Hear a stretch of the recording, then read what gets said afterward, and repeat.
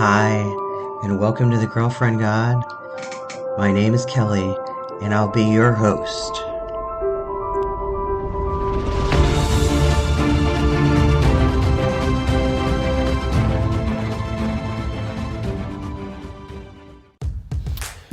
Hello, and welcome to the Girlfriend God. My name is Kelly Applegate. I am the creator of the Girlfriend God content. And if you're new to the show, this podcast is in search of and in service to the divine feminine. And I try and bring you an equal mix of academic research and emotional spiritual experience. So, welcome. Today, I'm going to be talking to you about my patron goddess, Elen of the Ways, and most of the people that I've interviewed on this show so far, all of those academics, they talk a lot about how different goddesses are kind of a conflation of, or a bringing together of bits and pieces of a whole bunch of different goddesses that came before them, and the iterations that they have been through with each passing millennia. So I'm going to try and do that for you a little bit today with Elen of the Ways. But the thing about Elen is that there is very little source information out there in the online world. The most definitive source material on Elen is the book by Caroline Wise, Finding Elen, the Quest for Elen of the Ways, which is a collection of essays both by her and other authors and several artists, all of whom have revealed Elen of the Ways to the world. That's what it says on the back cover of the book description. So I mentioned this in an earlier podcast episode. I think it's when I was talking to Kendall, that normally, like when I was practicing a lot of witchcraft and spell work and ritual work, normally if you go online, you can find at least some information that's based in evidence and archaeological findings.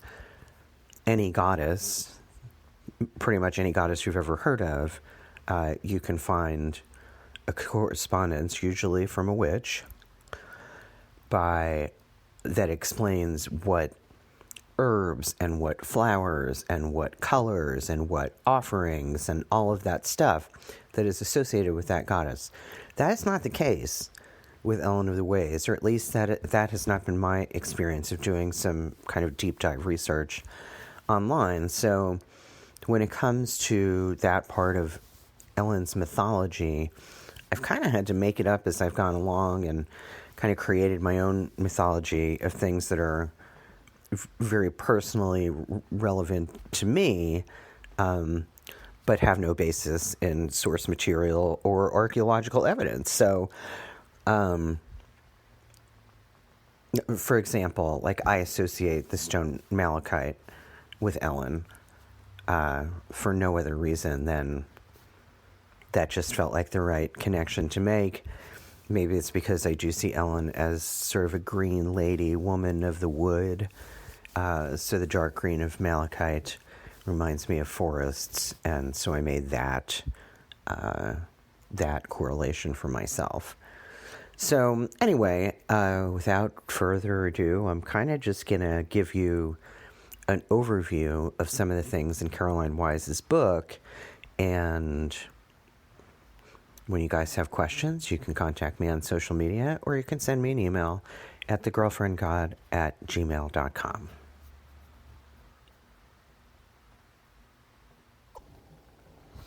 So before we get to Caroline Wise's book, I have to call out this Derek James Healy guy that wrote this very scathing article that was published on Medium, which is sad because I usually like what I read on Medium.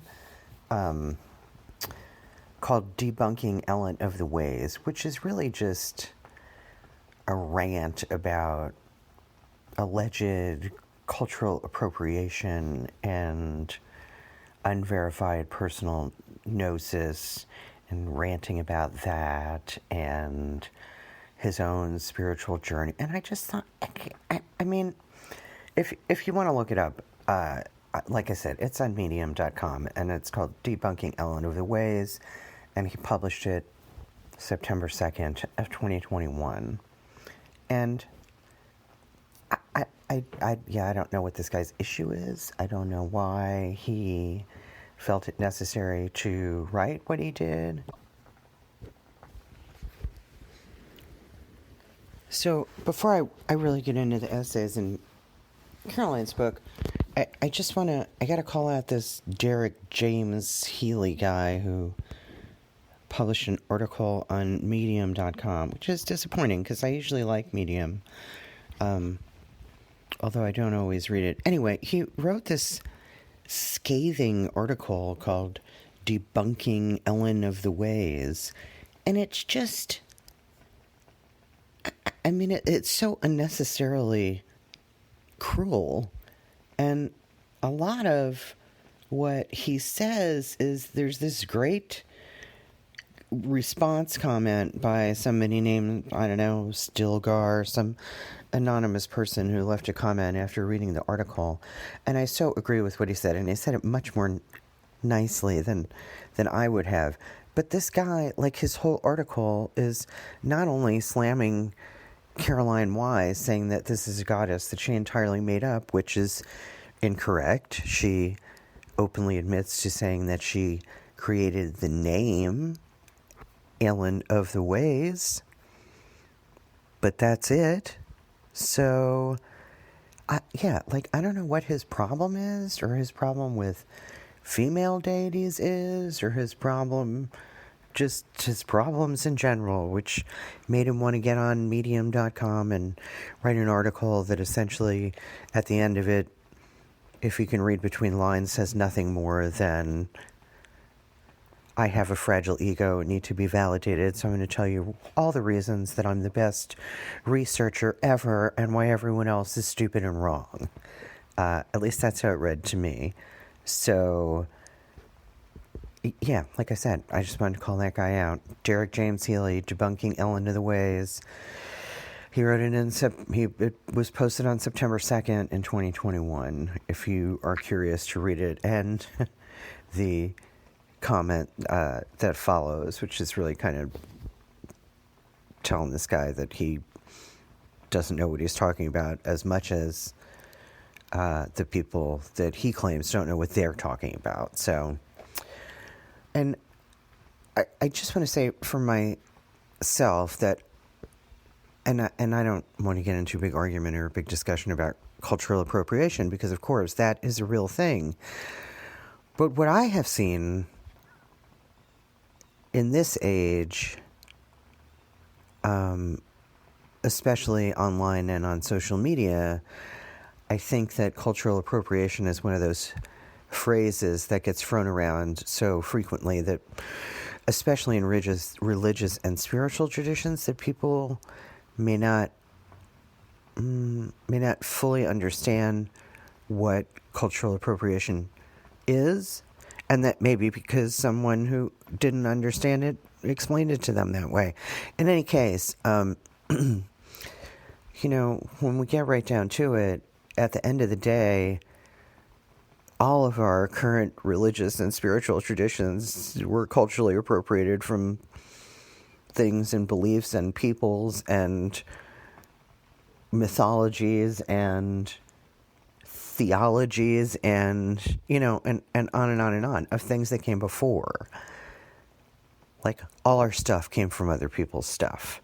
And, and I don't mean to make that that is an overgeneralization, but I just mean in this specific instance, and in the way that this man was talking about them. So, like I said, I just wanted to call that guy out and get that out of the way. And as I said, if you do go read the article, I really encourage you to read the response to the article because it was brilliant. So, okay, enough about Mr. Healy, and moving on to the book. And of course, I encourage you to read this book for yourselves. I'm just going to go through and just highlight some of the things that really resonated with me in other research that I've done about other goddesses, and about how, because of the guests that I've had on the show, I see more and more and more that what I was just talking about, that so many of these currently known and worshipped goddesses are conflations and amalgamations of multiple goddesses that came before. So, yeah, I'm going to talk about that.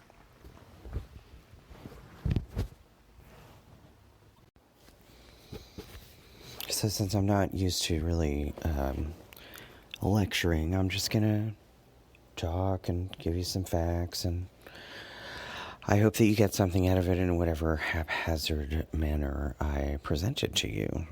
So, after reading the book Finding Ellen, The Quest for Ellen of the Ways, and doing some supplemental research online with other authors in the book and a couple other people that write about the same things, there's some basic threads and associations of how Ellen of the Ways kind of came into existence. So before I get into the meat of the book, I wanted to talk a little bit about ley lines and deer tracks. So many of you have probably heard of ley lines. There used to be a Ley Hunter magazine in the late 70s and early 80s, and something called the Dragon Project, which many of the authors in Carolyn's book were involved with in the 70s and 80s. And ley lines, I mean, I think it's one of those things that it either falls into your spiritual belief system or it doesn't, because the guy that started the Dragon Project, he was looking for science. He was looking for physical evidence of earth and energy currents of ley lines.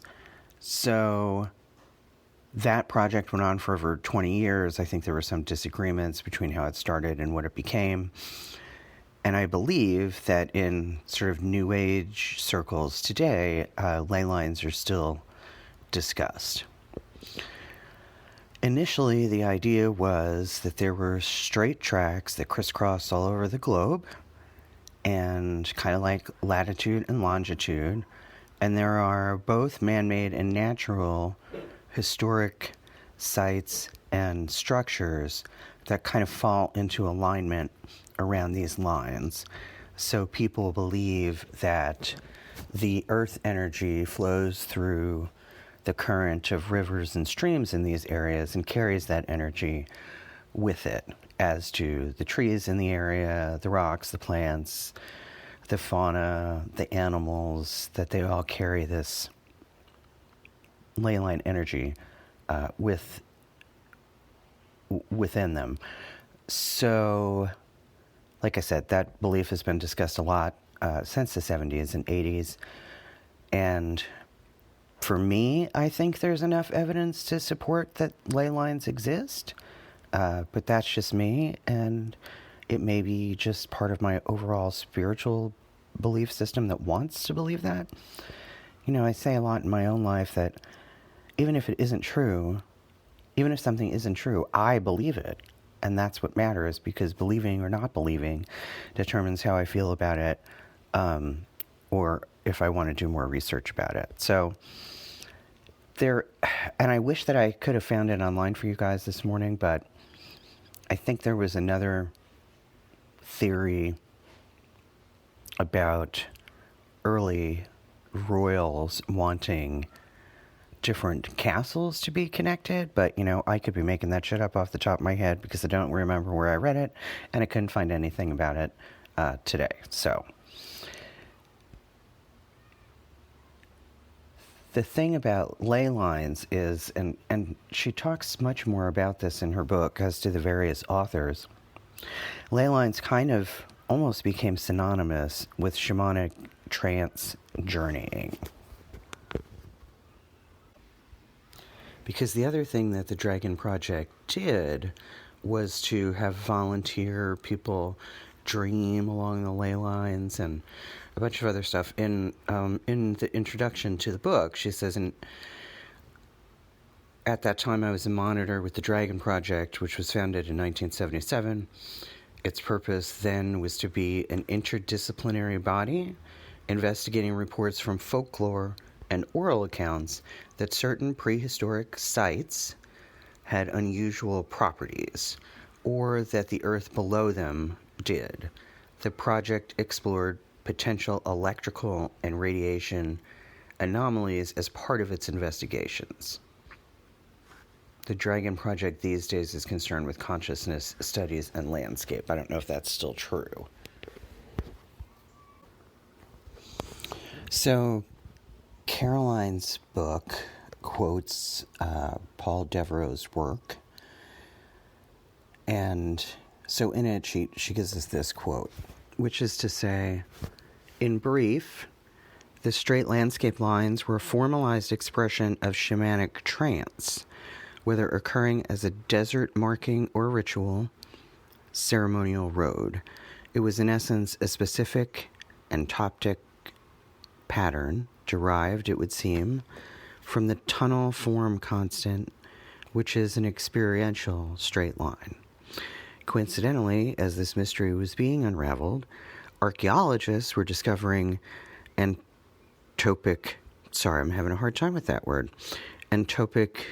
imagery in prehistoric rock art, much of which is now realized to be of a shamanic nature. The landscape lines were simply a larger version of such patterns deriving from the same shamanic source. The symbolic interpretation given to such straight lines by the native peoples themselves was naturally very different to our modern neurophysiological explanations. To them, the original nature of the straight landscape line appears to have been symbolic of spirit travel, of journeying in the other world of spirits, of the ancestors, which in shamanic terms was simply another level or dimension.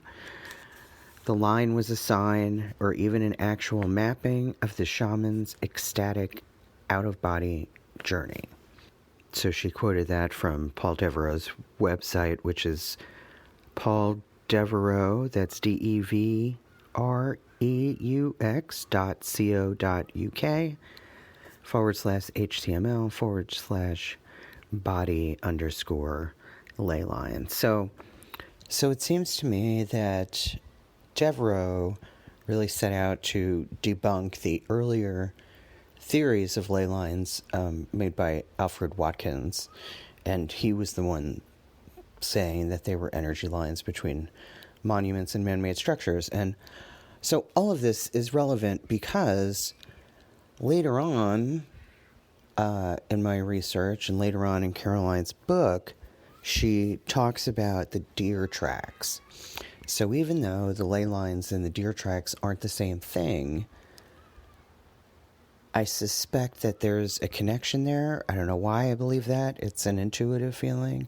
Maybe there is, maybe there not, because as I'm fond of saying, what the fuck do I know, right? I know what I can tell you I found in my research and what I believe intuitively without any evidence to back up what it is I believe. So, make of that what you will. So, stay with me here. I think the connection there between these ley lines, no matter which guy was right, or maybe they're both right. I often think that two opposing truths can both be true at the same time, if that makes sense. So, with the deer tracks, and by deer tracks I mean the migratory path that deer take as they travel in the wild to find food and shelter and move with the changing of the seasons and all of that. So the deer and deer tracks which may also be ley lines, relate us back to the Sami tribes, which is a Finno-Ugric, it's another word I'm not sure how to pronounce, Finno-Ugric speaking people, and they inhabit large northern parts of Norway, Sweden, and Finland, Russia, and in particular in Russia, the Kola Peninsula. And some of those still, they used to all be, but some of them still today are a semi-nomadic reindeer herding community, meaning that the Sami travel across those northern parts and they eat with, sleep with, commune with the reindeer. And I say commune with because I think as a semi-nomadic tribe, they're very in touch with the earth and its creatures, and it changes as they move from landscape to landscape. And they use the deer for food, clothing, shelter, tools that they make from the bone when they have to kill a deer to eat it, and transportation. That's my understanding, is that they have domesticated them enough within the tribe that they can be ridden. And this has to do with Elen because Elen is a deer goddess. And in researching the Sami traditions, there were at one time many, many deer cults who worshipped an antlered goddess, which is what Elen of the Ways, Elen of the Hosts, Elen of whatever you want to call her, is a reindeer goddess, because she is an antlered goddess. And reindeer are the only species of deer where the females have antlers.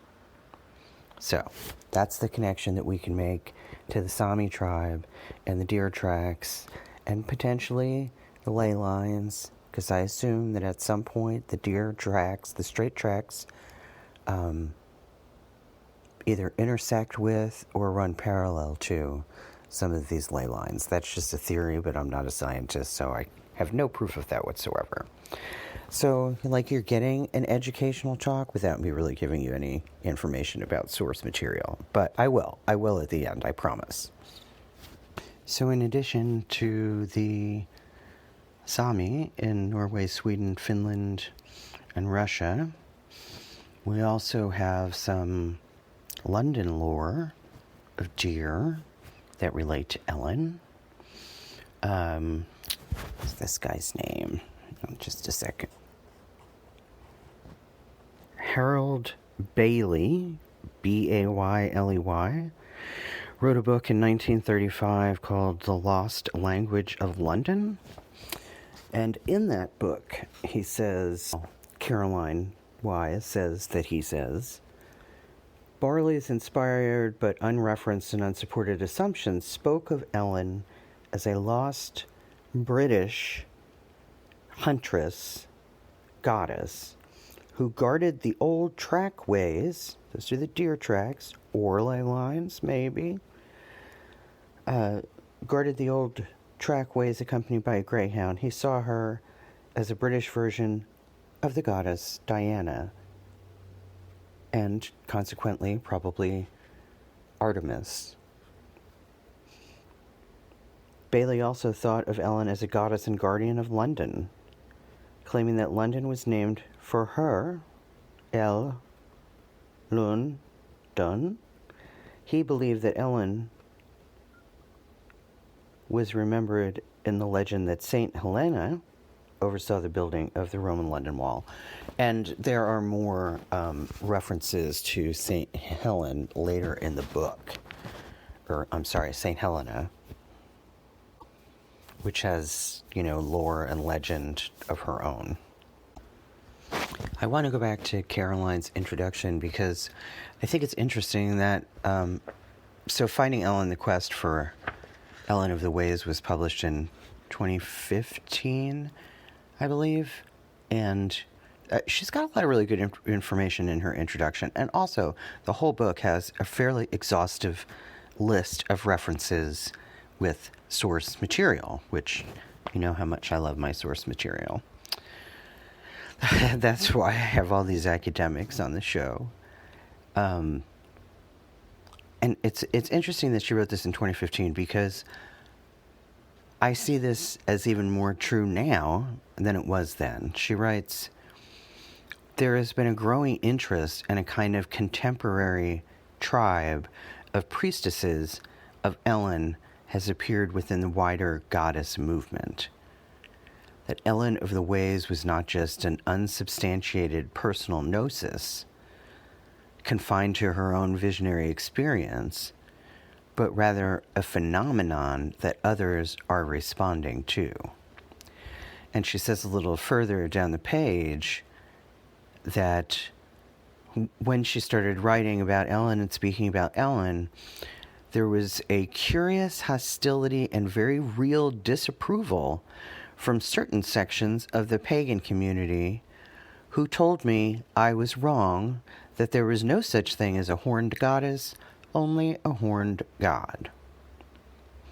Having spent some time in the pagan community, I can see that a contingent of neo-pagans would feel that way. She goes on to say, there was a sense I had crossed some fundamentalist religious boundary.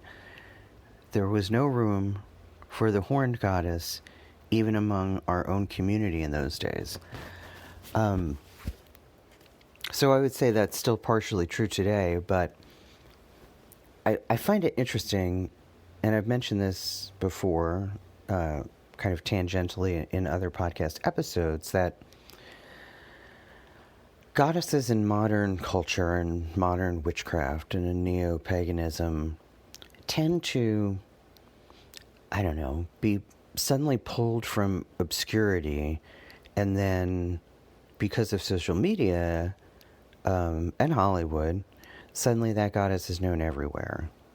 I don't know about you, but I had never even heard a passing reference to Hecate 10 years ago, at least not in the circle that I was in.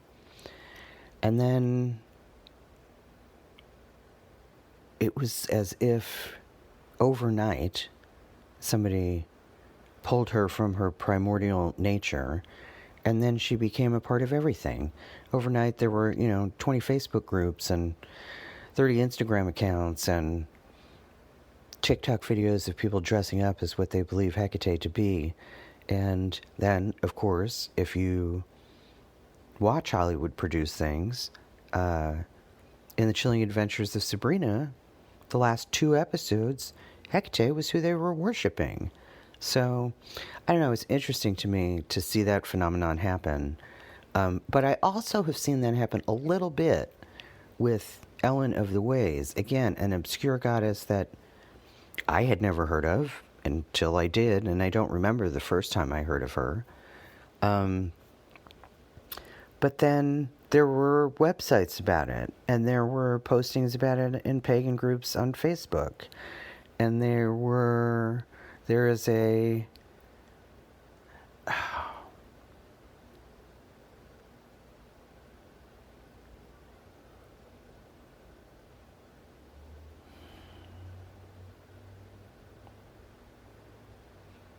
there are discussion groups and study groups, and now there are, the last time I looked, about, I'm going to go out on a limb and say 50 different Etsy creators that make things that are related to Ellen of the Ways. So I just think it's so fascinating how that happens in our culture. A goddess that no one ever heard of is suddenly on the tip of everyone's tongue. which I think is a good thing, right? It's a good thing. It's a good thing. I'm a fan of this kind of more subtle goddess movement that I think has been happening for at least the past couple decades. But I digress. So I'm going to get into some of these things later in the book, but, I'm also, I'm not an educator or a professor, so I don't want to drone on too long because I think that would be boring for you guys. So this episode might be a little bit shorter.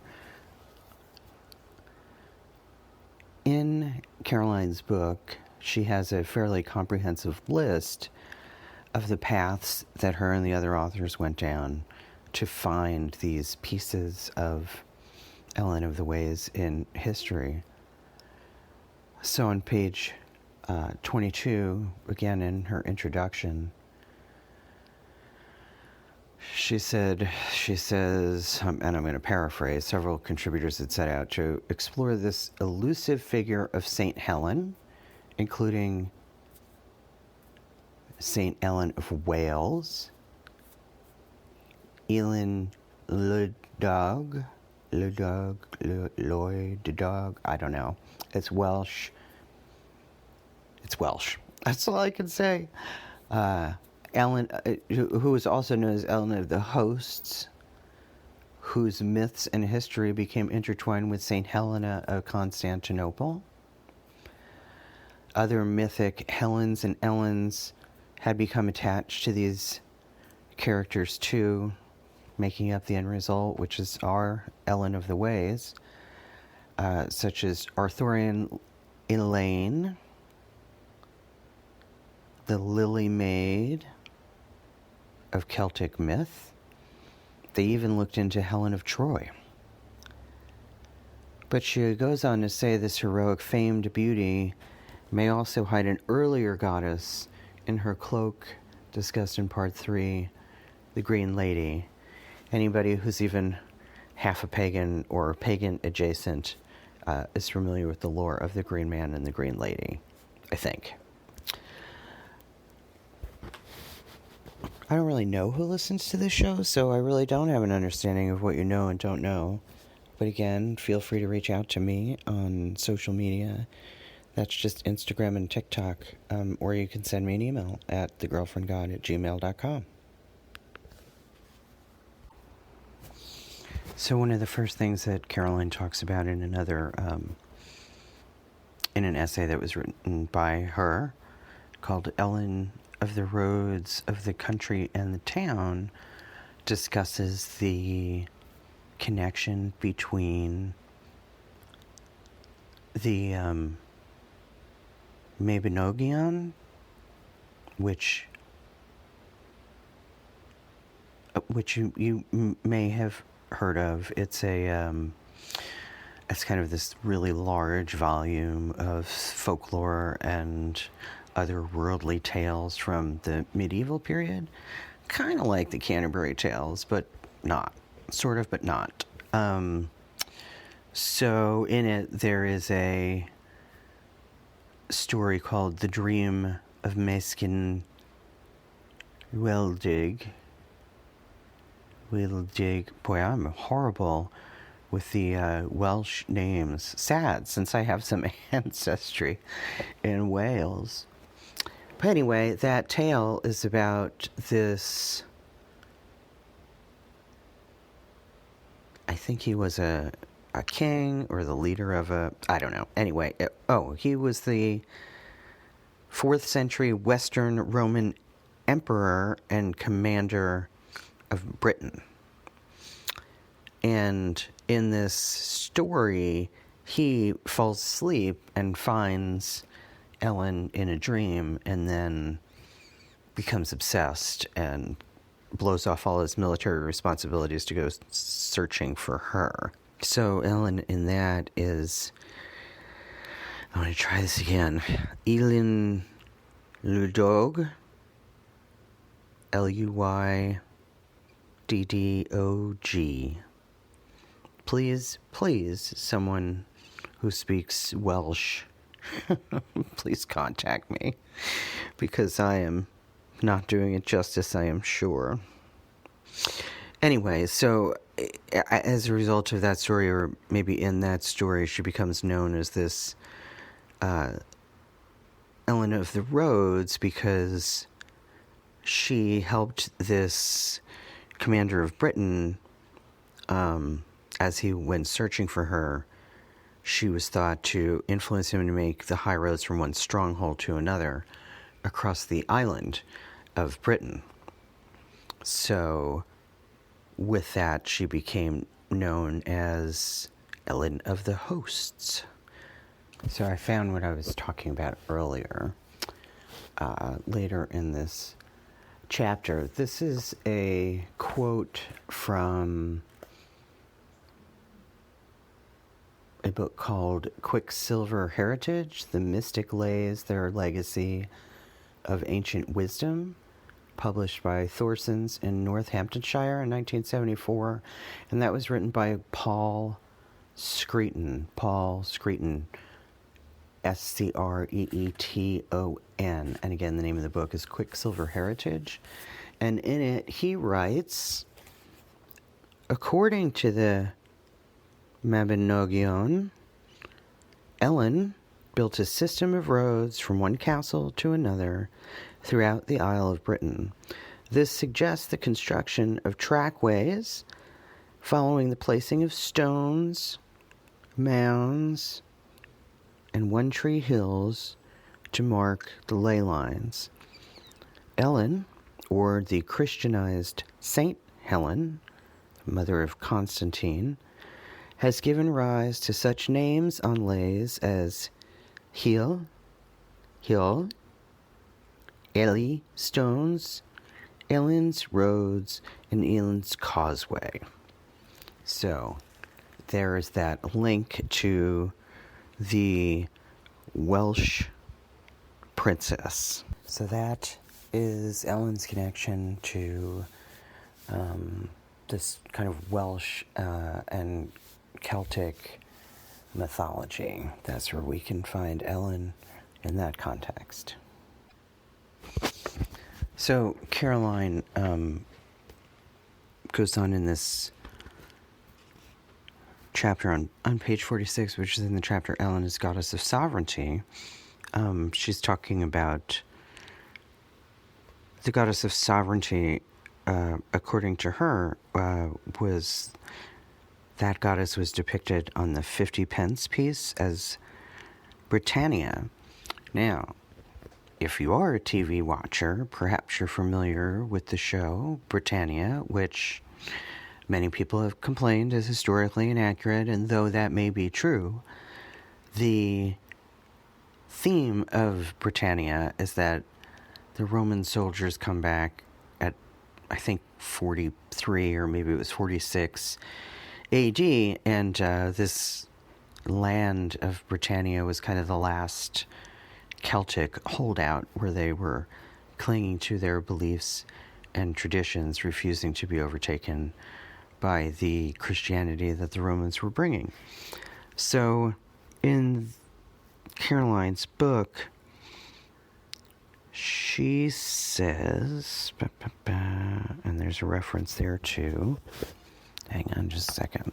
Well, her reference is just to the Burns of Brigantia in the National Museum of Scotland. So this is her own kind of gnosis, I guess, but I'm going to repeat it anyway because it's relevant. It says, the goddess of sovereignty is a figure familiar to many, if only from her depiction upon the 50-cent piece as Britannia. Britannia's first depiction dates to the reign of the Emperor Hadrian from 117 to 138 CE, when the land of Britain was shown as a woman seated upon a rock with a spiked shield and a spear.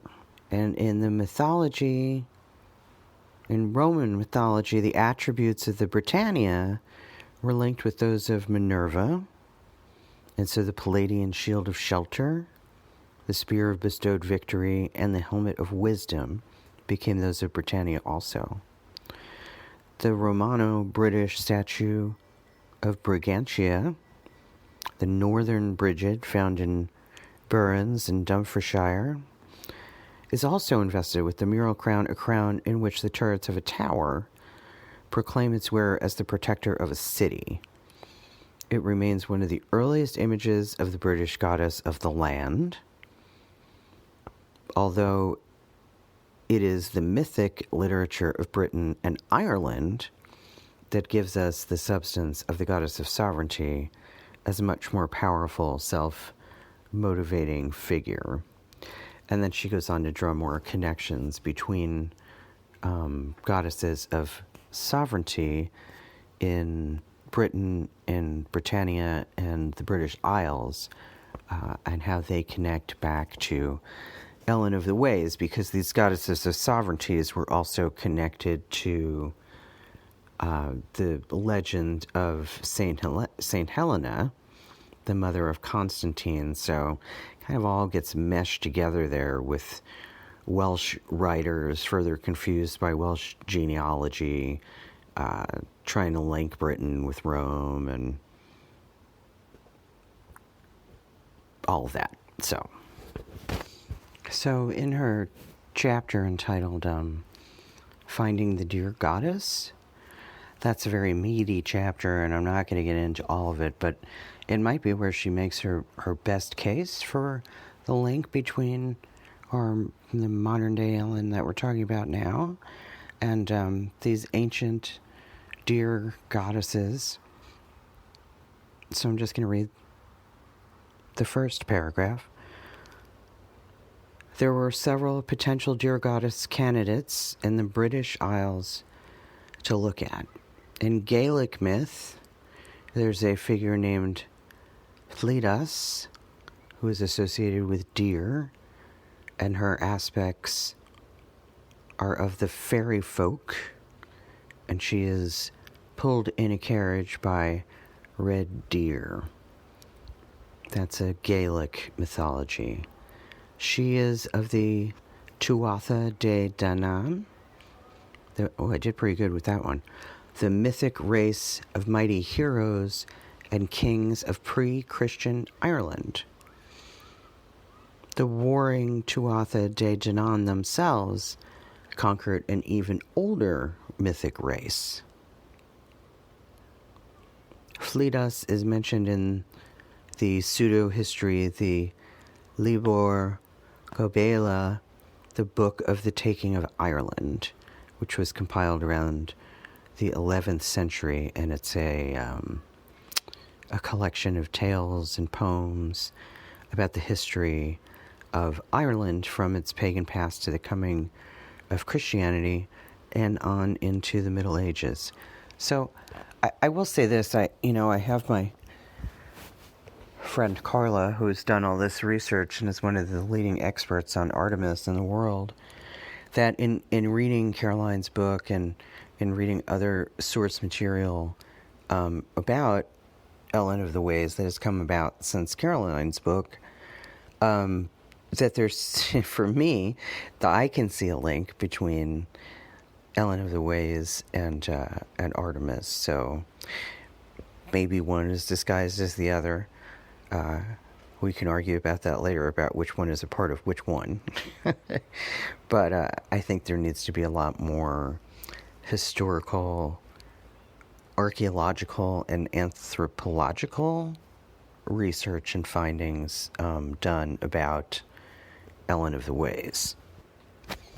So back to the Sami and other tribes like them. There is a tribe called the Evenki, Evenki, in Siberia. So I'm going to read one more thing to you straight from the book, and then I think I'm going to just wrap up. And again, I apologize for the kind of haphazard manner that I approach this, but if you listen to this show, you know that part of what lends to its genuineness or authenticity is because the show is unscripted and unrehearsed, right? So I came in with a pretty good idea of what I wanted to talk to you guys about, and this is what you got. So, listen or don't listen. I guess that's really up to you, right? So I just wanted to read the article called "The Many Faces of Helena" by Alex Langstone, one of the other authors in the book, besides Caroline herself. And he has this subtitle at the beginning of his chapter called Elen or Elen, Helena or Nehelenia. So who was Helena/Ellen? We have several archetypal contenders. Ellen is seen as a mythical road builder of the Mabinogion, the guardian protectress of Britain. She's a goddess of sovereignty, as Caitlin Matthews discussed earlier in the book, and as St. Helen, she is the unofficial patron saint of archaeology. She is proposed by both Wise and Potter to be the green lady of the woodland and antlered goddess of the reindeer tracks of Northern Europe. In their 1986 booklet, Ellen of the Shimmering Ways. In her guise as Elen, she may be connected to cattle, farming, death, rebirth, and the sea. In some Welsh tradition, she becomes the wife of Merlin. See Charles Squire's Celtic Myth and Legend. And according to The Forgotten Faith, The Witness of the Celtic Saints by Anthony Duncan, she is one of the sisters of Arian Road. Again, Welsh word.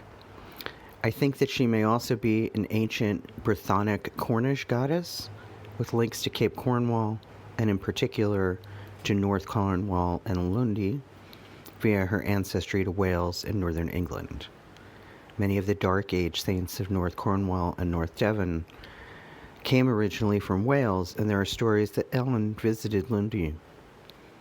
Indeed, there are two other Ellen sites in view of Lundy, one at Abbotsham, where the old church was dedicated to St. Ellen, and the other at Croyd, where the lost ancient chapel was dedicated to St. Helen. So, like most of the goddesses that we've discussed on this show with people who are scholars and academics,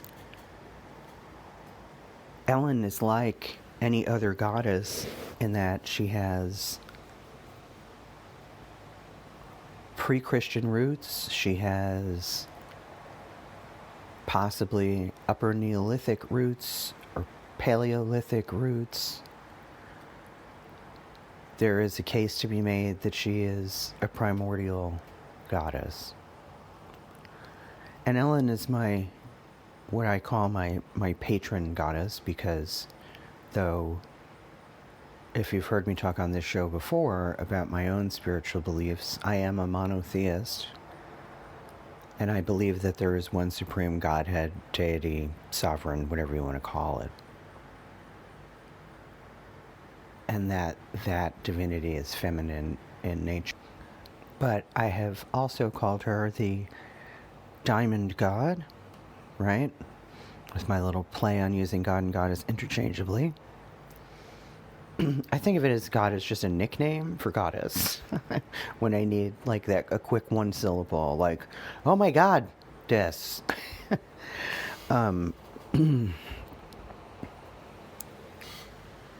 So anyway, you've heard me talk about her as the diamond god. And in that I mean that there are many, many, many different aspects of Ellen, just like the ones I was reading about today, and probably more that we haven't discovered and may never discover in this lifetime, in this physical lifetime. So Ellen is just one of those aspects, and she is the aspect that I call the girlfriend god, because she is very much a girlfriend, both in the platonic and romantic sense, but I can get into that in a later episode. But that is what she is for me. And,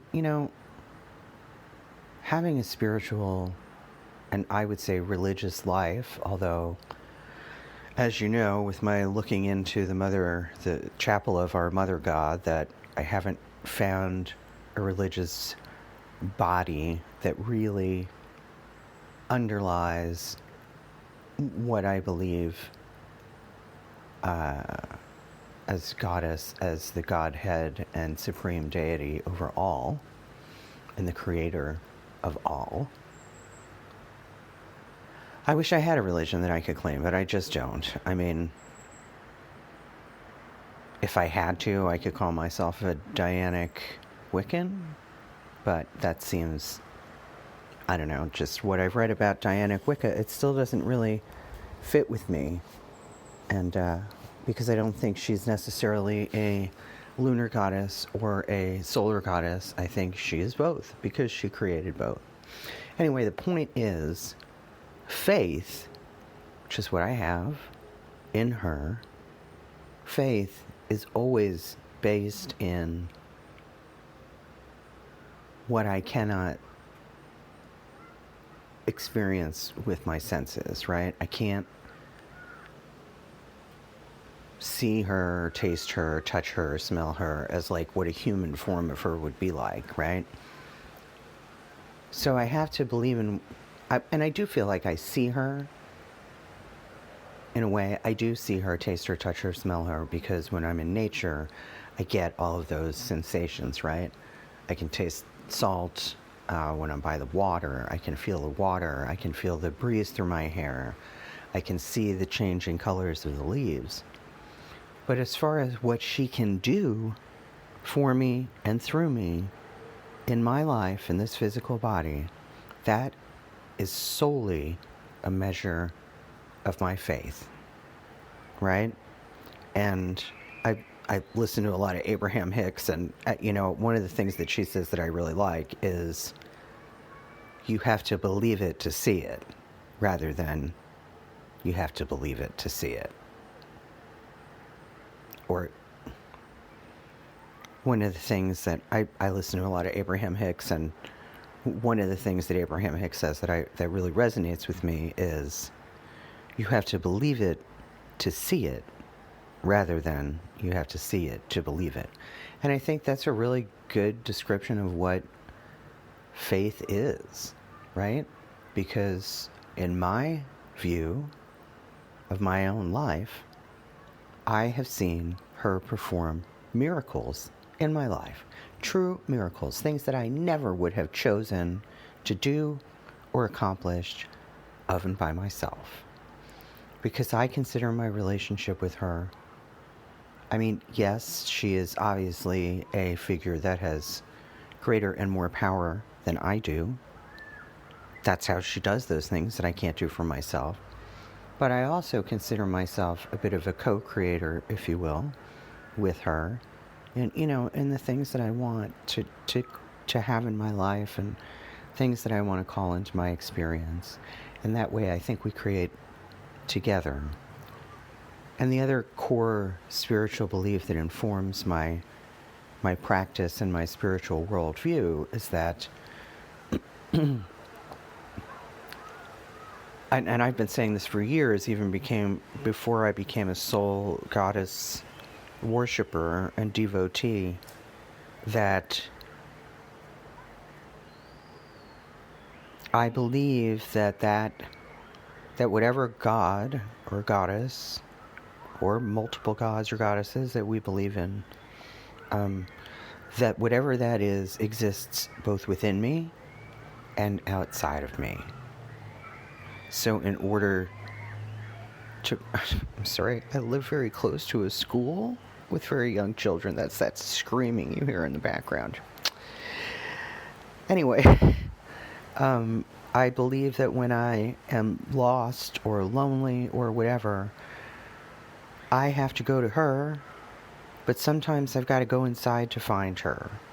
I think that's what that whole line in The Charge of the Goddess is about, right? That I am what is obtained at the end of desire. And that means all of my desires, worldly and otherworldly, materially and spiritually. I gotta be able to find her within in order to be able to find her without, if that makes sense. So I am finding those screaming children very distracting. So I'm going to stop talking. Thanks for taking this journey with me today. And you'll get another episode next Saturday. Hey, thanks for listening. New episodes drop every Saturday, so keep tuning in. You can also find the Girlfriend God on social media, both on TikTok and Instagram, hashtag the Girlfriend God, hashtag the Girlfriend God podcast. Again, thanks for listening, liking, sharing, and following. The Girlfriend